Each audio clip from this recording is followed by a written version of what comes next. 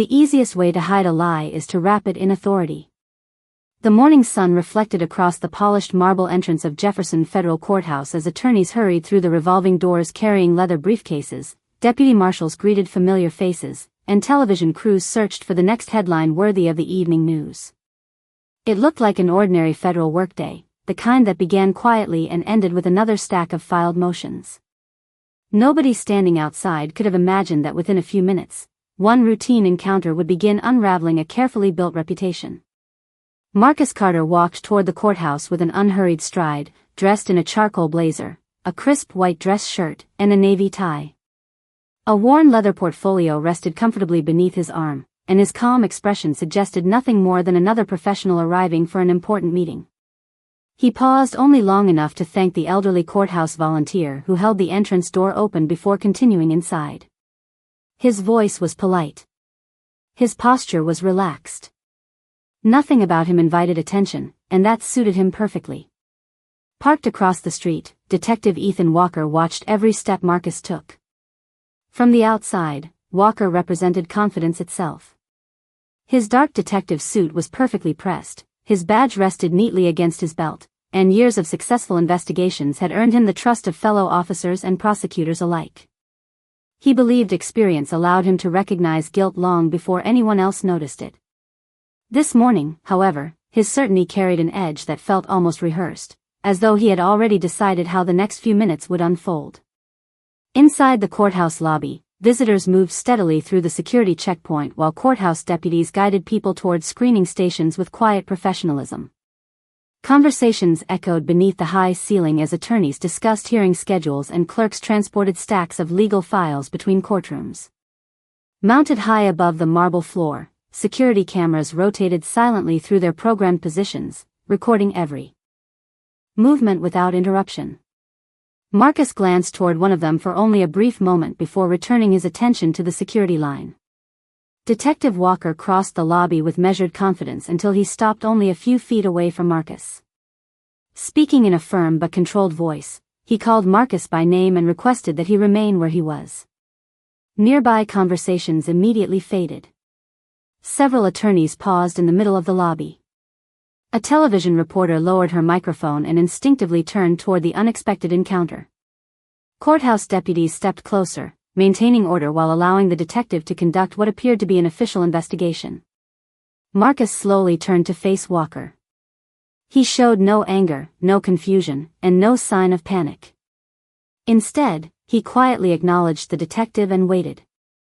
Walker explained that he needed to perform an immediate search based upon information connected to an ongoing investigation.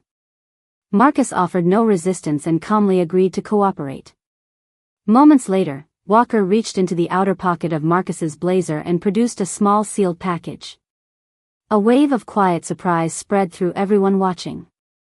Some visitors immediately assumed they had just witnessed another successful arrest by an experienced detective.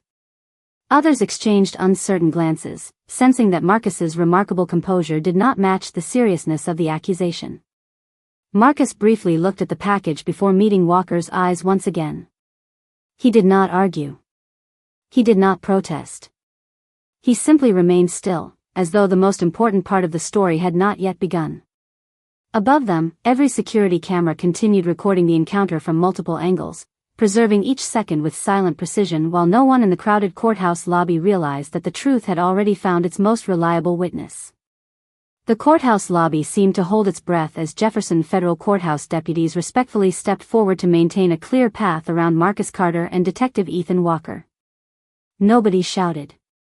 Nobody rushed.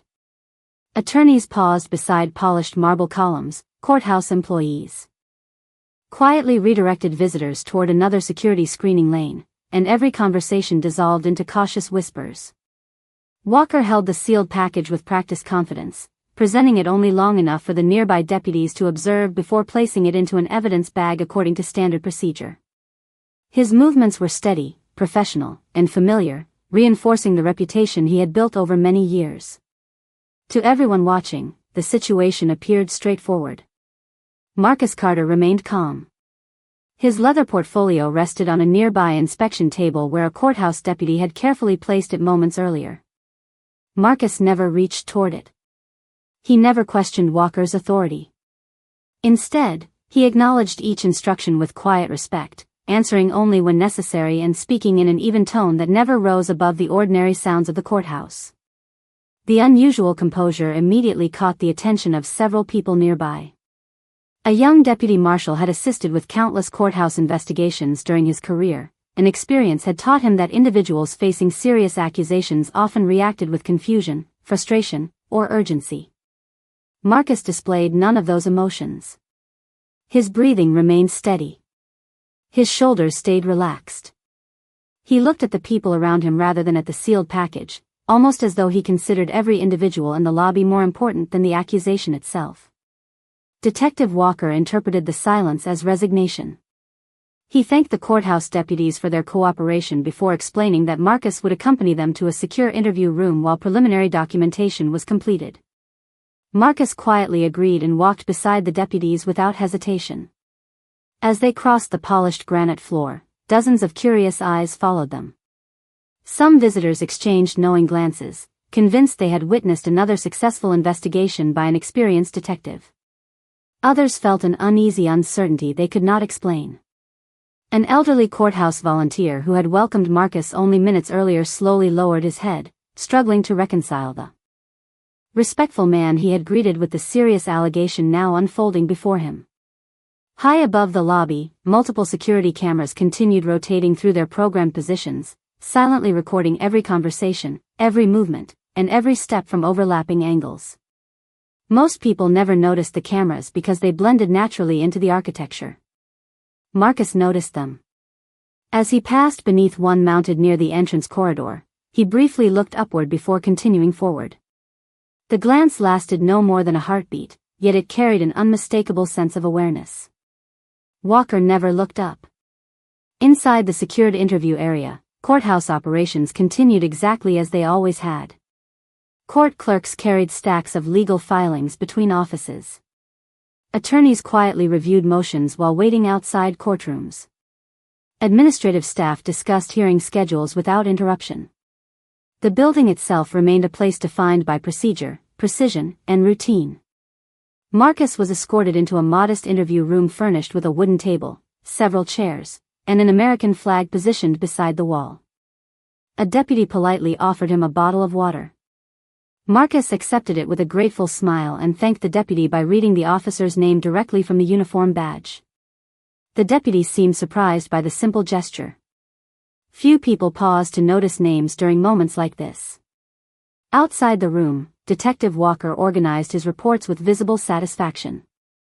Every page rested neatly inside his evidence binder. Every form appeared complete. Looking over the carefully prepared paperwork, he believed the difficult part of the morning had already passed. He had no reason to suspect that the strongest witness in the entire courthouse had never spoken a single word, because it had been quietly recording everything from the ceiling since the moment Marcus walked through the front doors. By the time the morning docket was called, Jefferson Federal Courthouse had settled into its familiar rhythm of quiet professionalism. Court clerks carried neatly organized files through polished hallways, attorneys reviewed legal briefs outside heavy courtroom doors, and deputy marshals greeted judges and staff with practiced efficiency. From the outside, nothing suggested that one unusual investigation had already become the subject of whispered conversations throughout the building. Marcus Carter remained seated inside the secure interview room where he had been escorted earlier. His leather portfolio rested on the table beside the unopened bottle of water. He had not requested a telephone call. He had not challenged anyone's authority. He had not demanded special treatment. Instead, he quietly observed the activity outside the partially frosted glass window, listening carefully as courthouse employees continued their ordinary work. The deputy marshal assigned to monitor the room found Marcus increasingly difficult to understand. Most people facing serious accusations asked endless questions or reacted with visible anxiety. Marcus simply thanked everyone who entered the room, stood respectfully whenever someone addressed him, and answered only what was necessary. Detective Ethan Walker, meanwhile, walked toward Courtroom 3 carrying a carefully organized evidence binder beneath his arm. Every document had been arranged in precise order. Every report appeared complete. Fellow law enforcement officers nodded respectfully as he passed through the hallway, recognizing a detective whose investigations had earned a reputation for being thorough and reliable. Walker accepted the greetings with quiet confidence. In his mind, the hearing would simply confirm what he believed had already been established. Outside the courtroom, attorneys gathered around the electronic docket display while discussing scheduled hearings and filing deadlines. A gray-haired bailiff reviewed seating assignments before opening the courtroom doors exactly on schedule. Years of experience had taught him that appearances inside a courthouse could change in an instant, yet procedure remained the constant foundation beneath every case. As Marcus was escorted toward the courtroom by courthouse deputies, he briefly looked upward at another security camera positioned above the hallway intersection. The glance lasted only a moment before he continued walking without hesitation. The camera quietly continued recording every arrival, every conversation, and every movement exactly as it had throughout the morning. Near the rear of the public gallery, an unfamiliar woman wearing a navy business suit entered the courthouse carrying a slim black portfolio embossed with a small gold government seal. She greeted the courtroom clerk politely, signed the visitor log, and chose a seat where she could observe the proceedings without attracting attention. She spoke to no one, opened no files, and simply waited with calm patience while occasionally checking the time on her watch. Marcus noticed her arrival but offered no visible acknowledgement. To everyone else, she appeared to be another attorney waiting for an unrelated matter. Detective Walker never looked in her direction. His attention remained fixed upon the evidence binder resting confidently in his hands. He believed the written reports inside those pages would shape everything that followed. Yet beyond the neatly printed documents, beyond the quiet confidence filling the hallway, and beyond the ordinary routine of another federal court morning, small details had already begun aligning with remarkable precision. The silent cameras, the carefully preserved records, the patient observer in the gallery, and the remarkable composure of the man everyone believed to be a suspect were slowly becoming pieces of a much larger picture, one that had not yet revealed itself but was steadily moving toward the exact moment when facts would begin speaking more clearly than assumptions ever could. The heavy oak doors of Courtroom 3 opened precisely on schedule, and the quiet conversations lingering in the hallway disappeared as attorneys, courthouse staff, deputy marshals, and members of the public took their seats. Morning sunlight filtered through the tall windows, illuminating polished wood paneling, the seal of the United States behind the bench, and the orderly arrangement of counsel tables where every document would soon become part of the official record. Judge Rebecca Lawson entered with calm professionalism, and the entire courtroom rose before returning to their seats in respectful silence. The familiar rhythm of a federal courtroom settled over the room, where procedure mattered more than emotion and every statement carried lasting weight.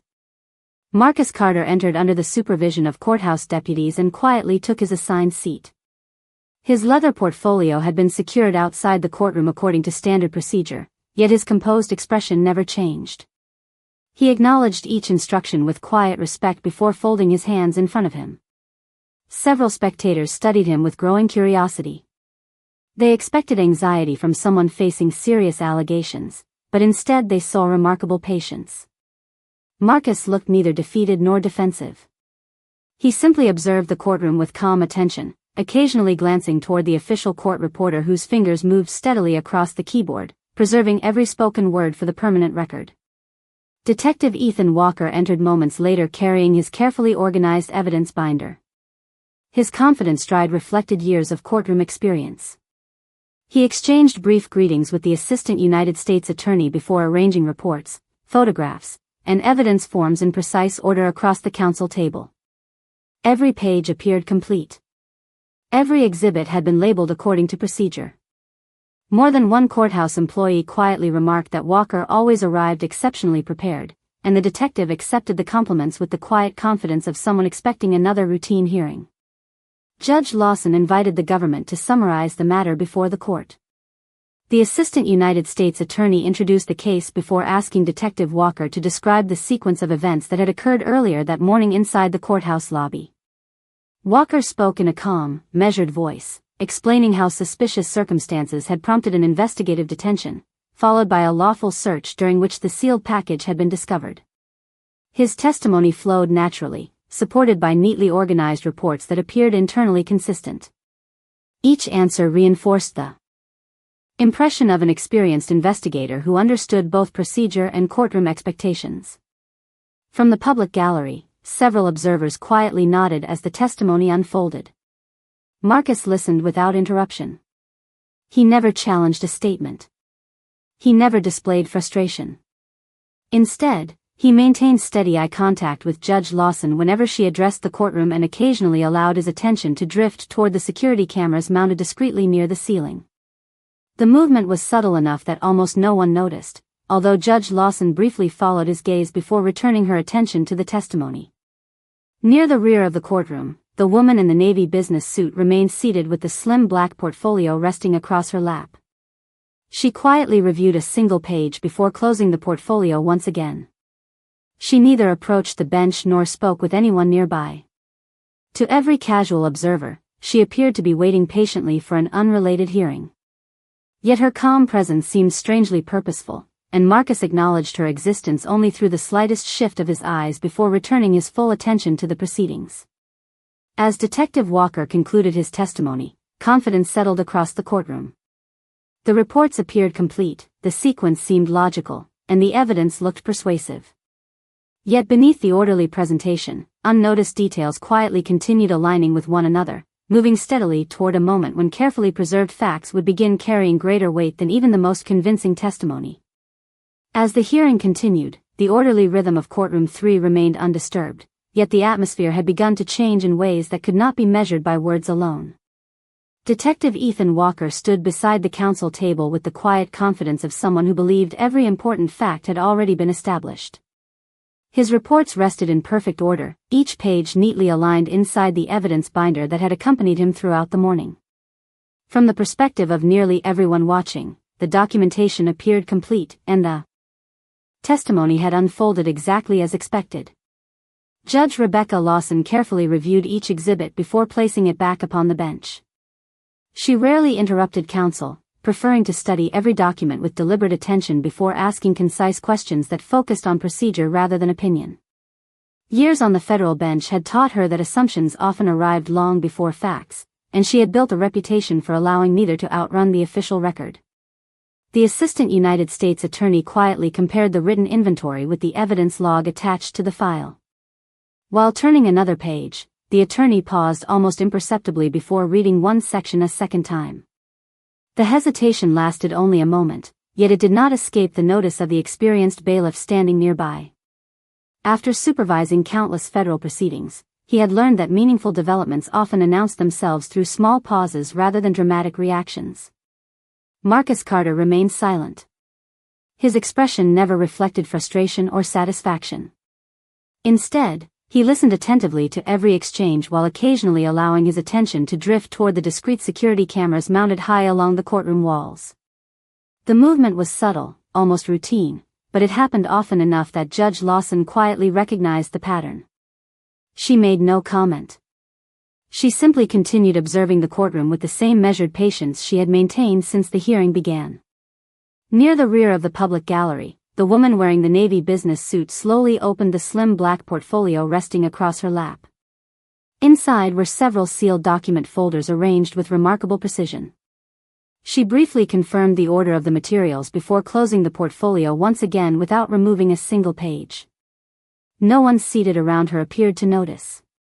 To most observers, she remained simply another attorney waiting for an unrelated matter to be called. At that same moment, a courthouse information technology specialist entered through a side doorway carrying a secured tablet used for accessing authenticated digital courtroom records.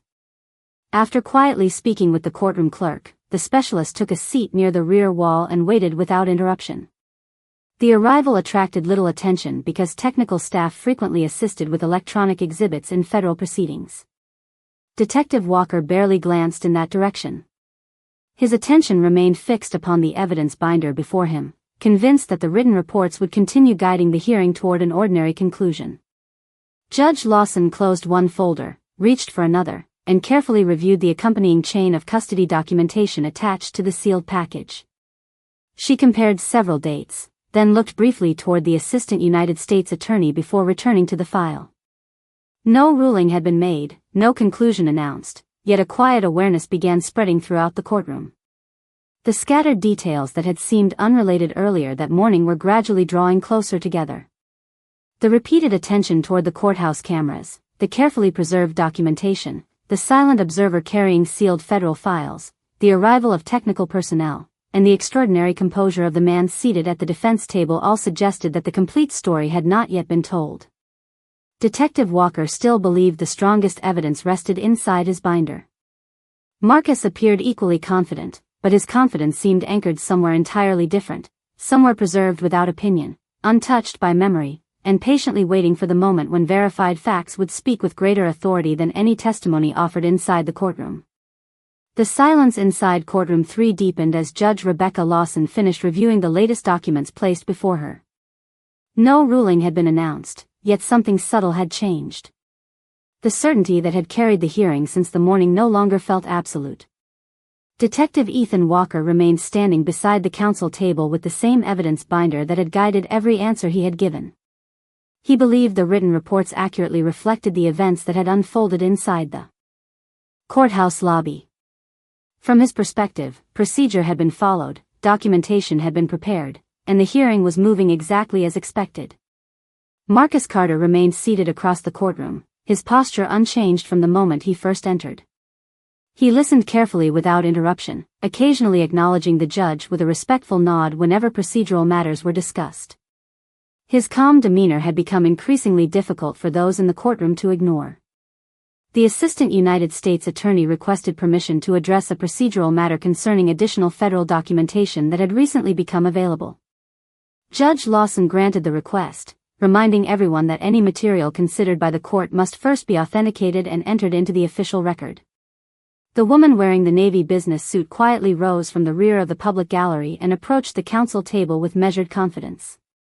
She introduced herself as Angela Brooks, supervising attorney with the Civil Rights Division of the United States Department of Justice.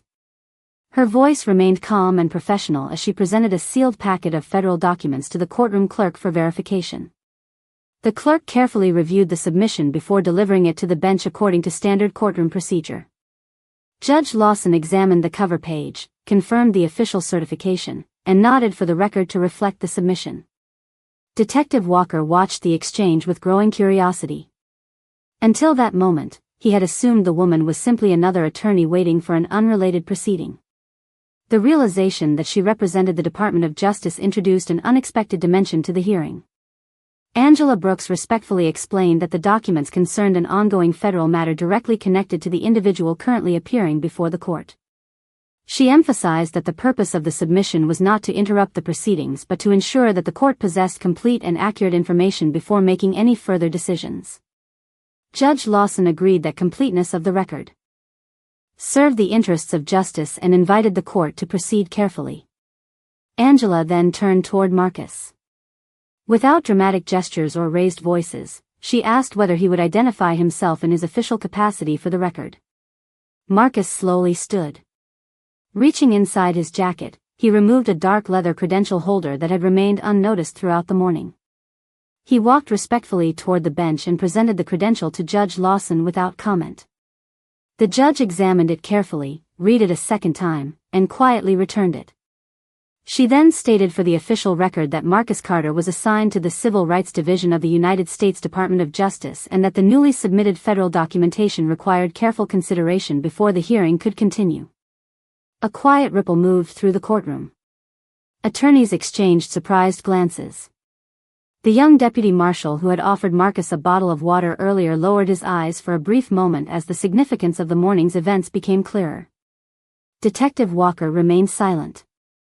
His attention shifted from the evidence binder resting on the counsel table to the official documents now before the judge. For the first time since the encounter in the courthouse lobby, confidence gave way to thoughtful uncertainty.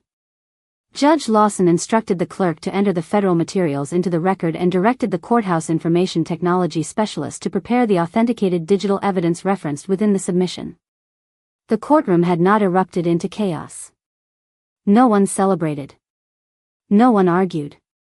Yet everyone present understood that the hearing had entered an entirely different stage, where assumptions would gradually give way to verified facts, and where the complete truth would be determined not by reputation or appearances, but by evidence preserved with impartial precision. The courtroom remained silent as the clerk completed the formal entry of the newly submitted Department of Justice documents into the official record. Judge Rebecca Lawson waited until every procedural requirement had been satisfied before looking toward the courthouse information technology specialist seated near the rear of the courtroom. With a calm nod, she authorized the preparation of the authenticated digital materials referenced in the federal submission. The specialist quietly connected a secure evidence terminal to the courtroom display system and confirmed that every recording had remained in official custody since it had been archived by the courthouse security network earlier that morning. No one spoke while the large monitor illuminated for the first time. A timestamp appeared in the upper corner of the screen, showing the exact minute Marcus Carter entered Jefferson Federal Courthouse. The recording began with ordinary scenes familiar to everyone present. Attorneys crossed the marble lobby carrying legal files. Court employees greeted visitors. Deputy marshals directed people toward the security screening stations. Every movement unfolded naturally, without interruption or dramatic editing. Judge Lawson instructed that the playback proceed at normal speed while the official court reporter continued preserving every development for the permanent transcript. The Assistant United States Attorney compared each timestamp displayed on the screen with the written reports already admitted into evidence, carefully verifying the chronology line by line. Detective Ethan Walker stood quietly beside the counsel table, his attention fixed upon the monitor. Earlier confidence had gradually given way to careful concentration. The recording shifted automatically to another security camera positioned farther inside the lobby. Marcus appeared once again carrying the same leather portfolio described throughout the hearing.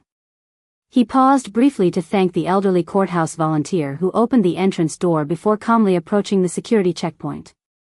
Several spectators recognized the simple gesture and quietly exchanged thoughtful glances. Moments later, another synchronized camera angle showed Detective Walker entering the lobby from the opposite direction. Every movement occurred within a continuous timeline supported by multiple overlapping security cameras positioned throughout the courthouse. No gaps appeared between recordings. No interruptions were visible. The information technology specialist explained that the system automatically preserved synchronized digital archives through secured courthouse servers, ensuring the integrity of each recorded sequence. Judge Lawson requested that the playback pause at several specific timestamps while the clerk compared the corresponding moments against the investigative reports and evidence documentation already before the court. The experienced bailiff watched without expression, understanding that objective records often carried greater weight than confident recollections. Marcus remained seated throughout the review. He never pointed toward the monitor. He never attempted to interpret the recordings. Instead, he quietly allowed the authenticated evidence to speak for itself, maintaining the same calm posture that had defined his conduct since the beginning of the morning. Angela Brooks respectfully reminded the court that the purpose of the recordings was not to invite speculation but to ensure that every factual determination rested upon independently preserved evidence rather than assumption or memory. Judge Lawson agreed and emphasized that the court would continue evaluating the complete sequence before reaching any legal conclusions. Around the courtroom, the atmosphere had changed completely. Earlier whispers had disappeared, replaced by careful attention from every attorney, deputy marshal, courthouse employee, and observer present. Detective Walker remained composed, yet the certainty reflected in his expression had noticeably softened as the authenticated timeline continued unfolding before the court. The hearing no longer centered upon competing narratives or professional reputations. It had become a careful examination of documented facts preserved without bias, without emotion, and without regard for status, reminding everyone inside the courtroom that the strongest witness is often the one that simply records the truth exactly as it happened. The final moments of the authenticated recordings unfolded with remarkable clarity as the synchronized camera angles continued tracing the events inside Jefferson Federal Courthouse from beginning to end. Judge Rebecca Lawson watched each sequence without interruption, occasionally asking the courtroom clerk to note specific timestamps that corresponded with the written reports already admitted into evidence. Every pause served a purpose. Every comparison added another carefully verified detail to the official record. The Assistant United States Attorney quietly reviewed the chain of custody documents while comparing them against the electronic access logs supplied through the courthouse security system. The courthouse information technology specialist confirmed that the recordings had remained continuously preserved from the moment they were automatically archived, and that no portion of the digital files showed signs of alteration or interruption. The explanation was brief, technical, and entirely procedural, reinforcing that the recordings existed as objective records rather than arguments offered by either side. Detective Ethan Walker remained standing beside the counsel table with both hands resting lightly upon the evidence binder that had accompanied him throughout the hearing. Earlier confidence had gradually transformed into careful reflection. He no longer focused on persuading the courtroom. Instead, his attention remained fixed upon the monitor as each verified timestamp aligned with independently preserved courthouse records. The orderly sequence unfolding before him required no dramatic commentary because the consistency of the documentation spoke with quiet authority. Marcus Carter remained exactly as he had been since entering the courthouse that morning. His expression reflected neither satisfaction nor resentment. He offered no interpretation of the evidence and made no attempt to influence the courtroom through emotion. He simply allowed the authenticated materials to be examined according to established federal procedure. Angela Brooks stood beside the counsel table with the same calm professionalism that had characterized every step of her participation. She respectfully reminded the court that the purpose of the review was to ensure the integrity of the judicial process by allowing every relevant fact to be evaluated through reliable documentation rather than assumption. Judge Lawson acknowledged the observation and stated that the court's responsibility extended beyond resolving a single dispute. It also required preserving public confidence that every proceeding would be guided by fairness, verified evidence, and equal application of the law. Around the courtroom, the atmosphere had become noticeably different from the one that existed only an hour earlier. The attorneys who had initially expected an ordinary hearing now followed every procedural detail with renewed attention. The deputy marshal who had escorted Marcus earlier quietly reflected upon the extraordinary composure he had witnessed throughout the morning. Even the experienced bailiff recognized that the hearing had become an important reminder that justice depended upon disciplined procedure as much as persuasive testimony. Judge Lawson carefully closed the final evidence folder before directing that every authenticated recording, electronic access log, evidence document, and supporting record remain preserved under federal protocol pending further independent review. The courtroom clerk entered each instruction into the official record while the court reporter continued documenting every word. No dramatic declarations filled the room. No raised voices interrupted the proceedings. Instead, the courtroom arrived at something far more enduring. Every participant now understood that truth did not require spectacle to prevail. It required patience, careful examination, and an unwavering commitment to facts that could withstand scrutiny from every angle. As the hearing moved toward its conclusion, the balance of the room had quietly shifted forever. Reputation had yielded to documentation, assumption had yielded to verification, and authority itself had become accountable to the impartial record that had been silently created long before anyone realized how important that ordinary courthouse morning would eventually become. The final exhibit was returned to the clerk, and a respectful silence settled over courtroom 3 as Judge Rebecca Lawson carefully closed the official case file. Before her, she looked across the courtroom one final time, allowing the significance of the proceedings to settle naturally before speaking. Her voice remained calm, measured, and unmistakably clear as she explained that the court's responsibility was not to reward confidence or punish appearances, but to ensure that every decision rested upon verified facts examined through proper legal procedure. Based upon the authenticated documentation, synchronized courthouse recordings, official chain of custody records, and the newly admitted federal materials, she determined that additional independent review was both necessary and appropriate before any further action could proceed. She ordered that every digital recording, evidence document, electronic access log, investigative report, and supporting record remain preserved under federal protocol without alteration while the matter moved through the appropriate channels for impartial evaluation. The courtroom clerk carefully entered each directive into the permanent record as the official court reporter completed the final transcript of the hearing. Detective Ethan Walker remained standing quietly beside the counsel table. Earlier that morning, he had entered the courthouse believing the evidence binder beneath his arm contained every answer the court would ever need. Now he looked thoughtfully at the same collection of documents, understanding that written reports alone could never outweigh independently verified facts preserved by impartial systems designed to protect the integrity of justice. No one mocked him. No one celebrated his discomfort. The courtroom itself reflected something far more meaningful than personal victory. It reflected a legal process willing to pause, examine every detail, and follow the evidence wherever it honestly led. Marcus Carter gathered his leather portfolio only after Judge Lawson formally concluded the hearing. Before leaving, he respectfully thanked the judge, the courtroom clerk, the deputy marshals, the court reporter, and every courthouse employee who had treated each person with professionalism throughout the proceedings. The young deputy marshal who had quietly offered Marcus a bottle of water earlier that morning returned the respectful nod with genuine admiration, recognizing that calm dignity often revealed more strength than any argument ever could. Angela Brooks closed the slim black portfolio containing the Department of Justice documents and quietly departed beside Marcus without seeking recognition or attention. Their work had never been about public applause. It had always been about protecting the integrity of the process itself. Outside Jefferson Federal Courthouse, the late afternoon sunlight stretched long shadows across the broad granite steps where the day's events had first begun. Attorneys continued toward nearby offices, courthouse employees returned to their daily responsibilities, and visitors entered the building for afternoon proceedings as though the courthouse itself had simply completed another ordinary day.